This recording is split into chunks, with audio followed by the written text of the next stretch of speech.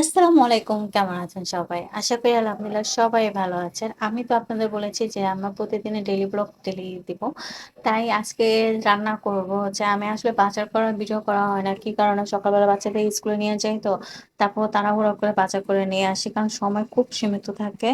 আর এখনো আমি কোনো কাজ করিনি। এই যে আপনাদের দেখাচ্ছি। আর বাজার থেকে কি, কি নিয়ে আসছে সেটা আপনাদের সামনে শেয়ার করব। এই যে সিমের বিচি আর পালং শাক। আচ্ছা এই যে পালং শাক নিয়ে আসছি ২ আটি। এই যে এটা এখনো কিছু করি নাই। এই যে সিম দিয়ে পালং শাক দিয়ে মানে রান্না করব। আর এখনো আমার থাল বাসন ধোয়া হয়নি। তারপর এই যে কালকের তরকারি রয়েছে এখনো। এখন এটা খাওয়া হয়ে যাবে। ঠিক আছে? এই আমার আজকে সারাদিনের আজকে এই পর্যন্তই আমার ঘরের ভিডিও। কারণ আমি সারাদিন কি করি টুকিটাকি ঘর গোছানো হয়েছে। আমার মেয়েও করে। আমার পাশাপাশি আমার মেয়েও আমাকে অনেক সাহায্য করে। আমার হাসব্যান্ডও আমাকে অনেক সাহায্য করে।